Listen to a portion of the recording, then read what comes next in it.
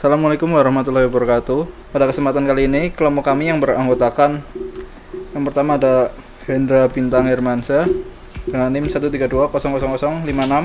Yang kedua ada Muhammad Maulana Rafli dengan NIM 132000062. Yang ketiga ada saya sendiri Panji Cahya Ari Sukma dengan NIM 132000112. Yang selanjutnya ada Aditya Dwi Prasetyo dengan NIM 132000113. Yang selanjutnya ada Nova Afiansah dengan NIM 132000177. Dan yang terakhir Aldi Ferry Nurrahman dengan NIM 132000178. Kami pada kesempatan kali ini akan mempresentasikan makalah statistika mengenai pengertian statistika, notasi sigma, dan penyajian data. Puji syukur tidak lupa kami panjatkan kepada Tuhan Yang Maha Esa, kepada Tuhan Yang Maha Kuasa, Allah Subhanahu wa Ta'ala. Sebab berkat rahmat dan hidayahnya kami berhasil dalam menyusun makalah ini hingga selesai. Adapun tujuan penyusunan makalah ini sebagai media belajar untuk diri kami sendiri khususnya dan untuk orang lain secara umum. Sehingga pada akhirnya makalah ini diharapkan mampu memberikan pengetahuan yang bermanfaat mengenai statistika, simbol sigma, dan penyajian data. Selanjutnya juga sebagai tugas untuk memenuhi nilai UAS nantinya. Yang berikutnya, kami juga mengucapkan terima kasih kepada rekan-rekan atau rekan-rekan satu kelompok, dosen pengajar, dan semua pihak yang sudah membantu sehingga makalah ini bisa tersusun seperti sekarang ini. Dan yang terakhir, kami memohon maaf yang sebesar-besarnya apabila dalam penyusunan makalah ini terdapat kesalahan yang terjadi sebab kelalaian ataupun ketidakpahaman kami. Dan apabila memang terdapat kesalahan ataupun ada saran mengenai makalah ini, dengan senang hati kami menerima sehingga di kemudian hari makalah ini dapat diperbaiki lagi. Lalu lanjut ke bab 1 pendahuluan. Yang pertama ada latar belakang. Sebagian orang pasti pernah mendengar tentang statistika, notasi sigma, dan penyajian data. Lalu, apakah arti sebenarnya dari tiga hal tersebut dan apakah kegunaannya bagi kita? Mungkin banyak yang tidak memahami dan bahkan tidak sadar sebenarnya statistika kerap kali kita gunakan dalam kehidupan sehari-hari. Untuk itulah, kita perlu memahami lebih lanjut mengenai statistika agar lebih mampu memprediksi keadaan di masa mendatang dan bisa mengambil keputusan yang tepat. Sebab pentingnya statistika itulah membuat makalah ini dengan tujuan memberikan informasi agar pembaca dapat memahami statistika lebih baik lagi. Selain itu juga dapat memahami hal-hal yang berkaitan dengan statistika seperti notasi sigma dan penyajian data dalam statistika. Lanjut ke 1.2, rumusan masalah. Yang pertama ada apa pengertian statistika, lalu yang kedua apa saja jenis statistika, yang ketiga ada apa itu simbol sigma, yang keempat ada apa saja sifat notasi sigma, yang kelima ada apa itu penyajian data, yang keenam apa tujuan penyajian data, yang terakhir bagaimana cara penyajian data. Yang selanjutnya tujuan.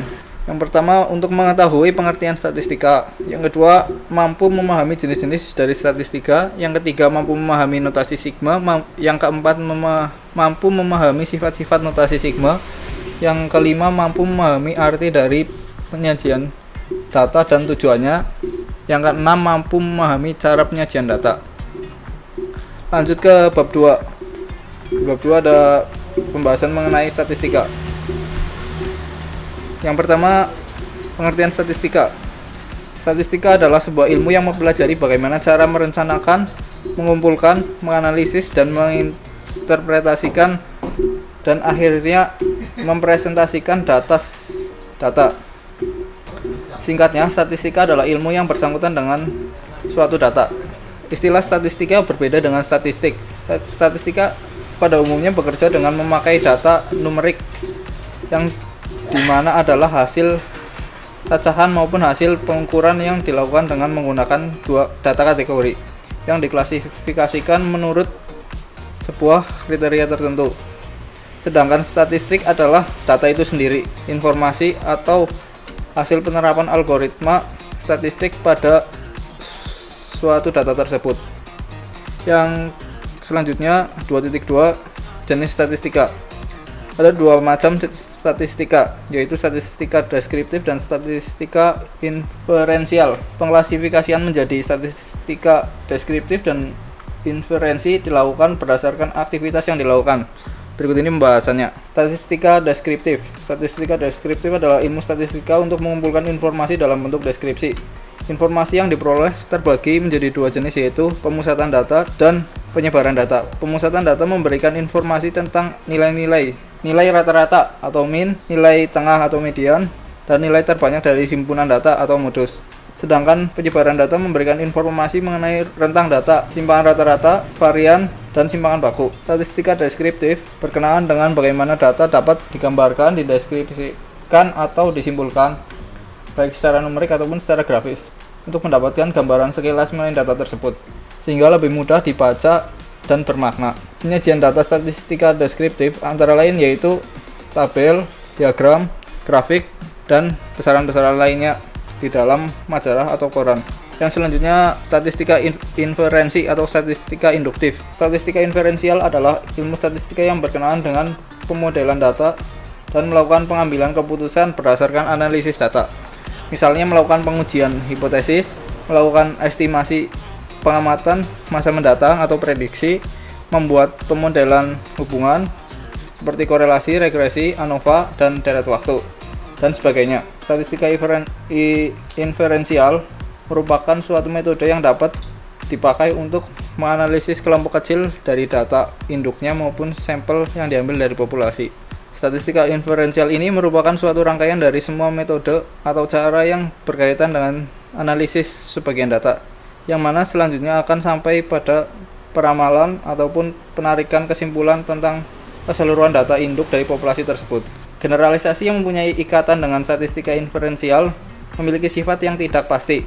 Hal tersebut disebabkan berdasarkan pada informasi parsial yang diperoleh dari sebagian data sehingga yang didapatkan merupakan peramalan. Yang selanjutnya, bagian dalam statistika akan dijelaskan oleh teman saya Muhammad Maulana Rafli. Lalu selanjutnya 2.3 bagian dalam statistika. Bagian dalam statistika meliputi 2.3.1 populasi. Populasi adalah sekumpulan objek yang mempunyai karakteristik yang sama yang menjadi objek inferensia. Sedangkan ada pengertian lain menurut para ahli seperti yang pertama menurut Jarwanto tahun 1994. Populasi adalah jumlah keseluruhan dari satuan-satuan atau individu-individu yang karakteristiknya hendak diteliti, dan satuan-satuan tersebut dinamakan unit analisis dan dapat berupa orang-orang, institusi-institusi, benda-benda, dan seterusnya. Lalu ada dari Margono tahun 2004, populasi adalah keseluruhan data yang menjadi pusat perhatian seorang peneliti dalam ruang lingkup dan waktu yang telah ditentukan. Populasi berkaitan dengan data-data. Jika seorang manusia memberikan suatu data, maka ukuran atau banyaknya populasi akan sama banyaknya manusia. 2.3.2 Sampel.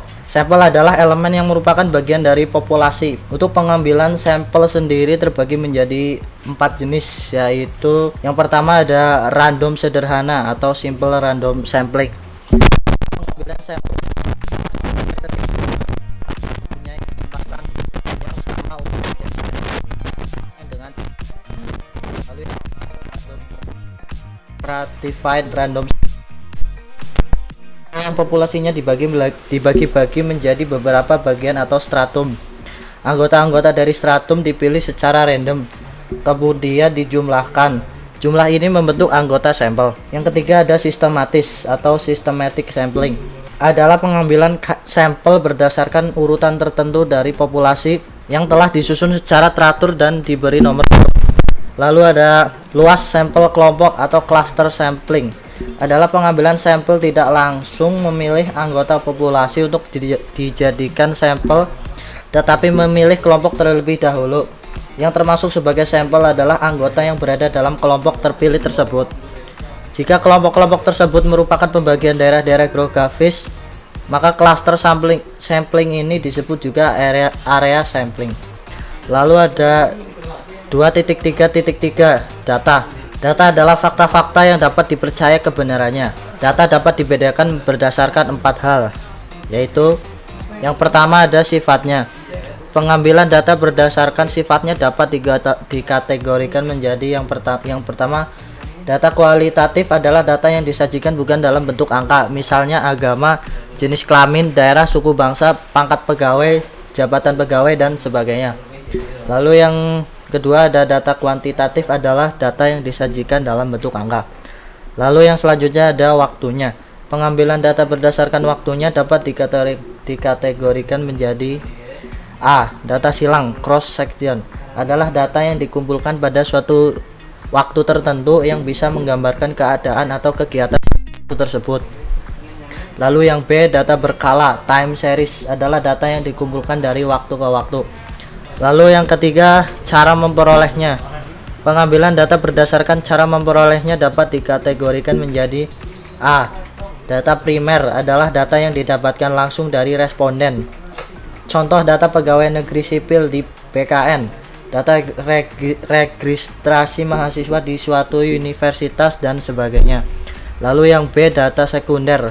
Data sekunder adalah data yang diambil dari data primer yang telah diolah untuk tujuan lain.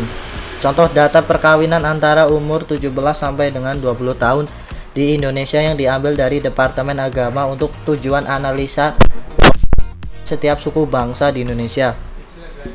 Lalu yang keempat ada sumbernya. Pengambilan data berdasarkan sumbernya dapat dikategorikan menjadi A. Data internal. Data internal adalah data yang menggambarkan dari keadaan di dalam suatu organisasi. Contoh dari suatu universitas adalah data dosen, jumlah mahasiswa, data kelulusan, dan sebagainya. B. Data eksternal. Data eksternal adalah data yang dibutuhkan dari luar untuk kebutuhan suatu organisasi tersebut. Contoh data orang tua mahasiswa BSI untuk keperluan beasiswa. Lalu ada 2.4 skala pengukuran dalam statistika. Ada 4 tipe skala pengukuran yang digunakan dalam statistika, yaitu nominal, ordinal, interval, dan rasio. Berikut ini penjelasannya. Yang pertama ada 2.4.1 skala nominal. Skala klasifikasi adalah skala yang paling sederhana di mana angka yang diberikan kepada objek sebagai label saja dan tidak menunjukkan tingkatan apa-apa. Contohnya ada jenis kelamin, nomor urut absen. Lalu yang kedua ada skala ordinal, adalah skala yang diberikan kepada objek sebagai label dan menunjukkan tingkatan. Contoh tingkat pendidikan. Lalu yang ketiga ada skala interval. Skala interval adalah suatu pemberian angka kepada set dari objek yang mempunyai sifat-sifat ukuran ordinal dan ditambah satu sifat lain, yaitu jarak yang sama. Contohnya ada data nilai berat badan. Lalu yang keempat ada skala rasio, adalah suatu pemberian angka pada set objek yang mempunyai sifat-sifat ukuran ordinal, mempunyai jarak yang sama dan ditambah satu sifat, yaitu nilai absolut dari objek yang diukur. Contoh suhu badan. Demikian penjelasan yang dapat saya sampaikan. Selanjutnya ada bab 3 notasi sigma yang akan dibacakan oleh Aditya. Untuk yang bab ketiga, notasi sigma 3.1. Pengertian notasi sigma. Sigma dalam bahasa sederhananya dapat dikatakan sebagai jumlah. Sedangkan notasi sigma adalah simbol untuk menjumlahkan beberapa bilangan terurut yang mengikuti suatu pola atau aturan tertentu. Notasi sigma dalam matematika dilambangkan dengan simbol sigma. Notasi sigma ini digunakan sebagai salah satu metode untuk menyederhanakan penjumlahan dari suatu barisan bilangan. 3.2. Bentuk umum notasi sigma. Bentuk umum dari notasi sigma adalah sebagai berikut. Sigma n/1 sama dengan 1. UI sama dengan U1 plus U2 plus U3 plus sampai UN, di mana U1, U2, U3, UN merupakan barisan bilangan, sedangkan sigma n/1 sama dengan 1. UI di atas menunjukkan penjumlahan dari barisan UI, di mana I dimulai dari 1 sampai N. 3.3. Sifat-sifat notasi sigma. Berikut ini adalah sifat-sifat dari notasi sigma. Sifat 1 seperti ini. Untuk yang sifat kedua, sifat ketiga, sifat keempat, sifat kelima, sifat keenam, sifat ketujuh, dan yang terakhir sifat ke-8. Selanjutnya, jadi seperti itulah sifat-sifat dari notasi sigma yang bisa kita gunakan untuk mencari penyelesaian kasus yang kita jumpai nantinya. Bab keempat ada penyajian data. 4.1 Pengertian penyajian data. Penyajian data merupakan salah satu kegiatan dalam pembuatan laporan hasil penelitian yang telah dilakukan agar dapat dipahami dan dianalisis sesuai dengan tujuan yang diinginkan. Data yang disajikan harus sederhana, jelas, agar mudah dibaca, agar dapat memberikan gambaran yang bermakna. Data-data itu haruslah disajikan ke dalam tampilan yang sistematis. Dan untuk keperluan penganalisian, biasanya data itu disusun dalam sebuah tabel atau diagram. 4.2. Tujuan penyajian data. Adapun tujuan penyajian data adalah sebagai berikut ini. Pertama, memberi gambaran yang sistematis tentang peristiwa-peristiwa yang merupakan hasil penelitian atau observasi. Kedua, data lebih cepat ditangkap dan dimengerti. Ketiga, memudahkan dalam membuat analisis data. Dan yang terakhir, membuat proses pengambilan keputusan dan kesimpulan lebih tepat, cepat, akurat, dan tersusun dengan rapi. Ya, untuk yang selanjutnya akan disampaikan oleh Mas Aldi. Ya, selanjutnya 4.3 cara penyajian data. Secara umum ada dua cara untuk menyajikan data, yaitu dengan tabel dan grafik. Kedua cara ini saling berkaitan karena pada dasarnya sebelum dibuat grafik terlebih dahulu harus dibuat tabelnya. Dari dua cara ini, penyajian data dengan grafik merupakan penyajian data yang lebih komunikatif karena dalam waktu yang singkat seseorang akan dapat dengan mudah memperoleh gambaran dan kesimpulan suatu keadaan. Berikut ini penjelasan lebih lanjutnya. 4.3.1 Penyajian data dengan tabel. Tabel merupakan kumpulan angka-angka yang tersusun berdasarkan kategori-kategori atau karakteristik-karakteristik tertentu sehingga memudahkan untuk dianalisis. Data yang disajikan dalam tabel bisa berupa data cross-section atau data time series. Secara umum, penyusunan tabel memerlukan identitas judul tabel, judul baris, judul kolom, badan tabel, catatan, dan sumber data. Berikut ini penjelasan dan contohnya. Untuk yang pertama, ada tabel satu arah. Tabel satu arah adalah tabel yang hanya terdiri dari satu karakteristik atau kategori. Misalnya jumlah penjualan menurut jenis barang, jumlah pengangguran menurut daerah, jumlah modal asing menurut sektor ekonomi. Contoh tabel satu arah seperti ini. Yang kedua ada tabel dua arah, yaitu tabel yang terdiri dari dua karakteristik atau dua kategori. Misalnya A. Jumlah penjualan menurut jenis barang dan daerah penjualan. B. Jumlah penanaman modal asing menurut sektor ekonomi dan lokasi investasi. C. Jumlah impor menurut jenis barang dan negaranya. Contoh tabel dua arah seperti ini. Untuk yang ketiga ada tabel tiga arah. Tabel tiga arah menunjukkan tiga karakteristik atau kategori data. Misalnya A.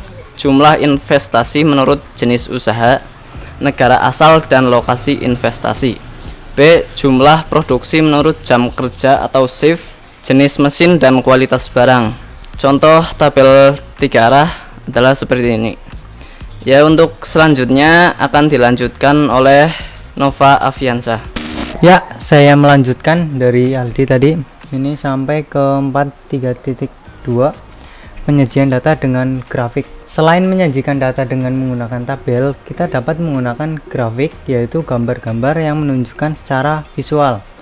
Data berupa angka atau simbol-simbol yang biasanya dibuat berdasarkan data dari tabel yang telah dibuat. Banyak sekali jenis tampilan data dalam bentuk grafik, tetapi pada bagian ini hanya ditampilkan grafik-grafik yang umumnya dijumpai seperti grafik line chart, grafik balok atau batang, grafik lingkaran atau pie chart, dan piktogram. Berikut ini penjelasan dan contoh-contohnya. Pertama, grafik garis. Grafik garis yaitu seperti ini atau disebut juga dengan multiple line chart. Ya, multiple line chart. Grafik garis ini secara umum dibagi menjadi dua bagian, yaitu single line chart yang terdiri dari garis saja dan multi line chart yang terdiri dari beberapa garis. Grafik garis baik yang tunggal maupun yang terdiri dari beberapa garis sangat berguna untuk menggambarkan perkembangan suatu kegiatan. Umumnya grafik ini digunakan untuk data yang berbentuk time series yang sekaligus bisa dilihat trennya, bisa dilihat secara jelas. Ini grafik multi-line chart, dan ini grafik single line. Yang ini single line, terus yang ini multi line. Ini yang banyak banget garisnya. Terus yang kedua, grafik batang atau balok. Grafik batang atau balok yang disebut juga dengan bar chart. Secara umum dibagi menjadi dua bagian, yaitu single bar dan single bar yang terdiri dari satu batang saja, dan multiple bar yang terdiri dari beberapa batang.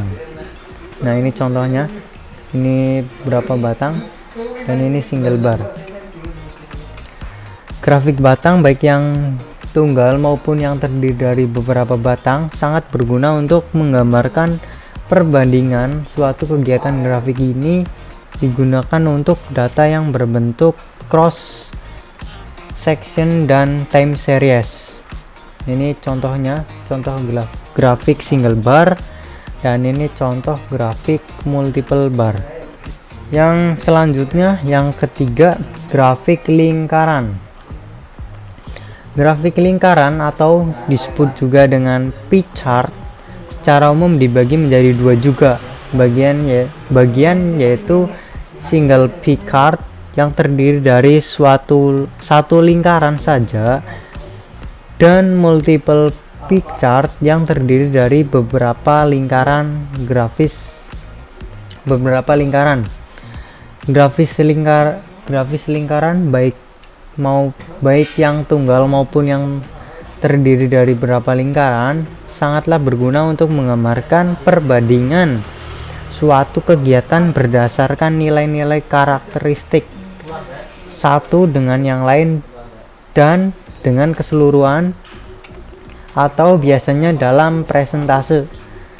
Grafik ini digunakan untuk data yang berbentuk cross section. Ini grafiknya single pie chart. Ini untuk grafik multi pie chartnya belum ada ya. Ini terus untuk selanjutnya yang keempat, piktogram. Piktogram adalah grafik berupa gambar di dalam bidang koordinat X, Y.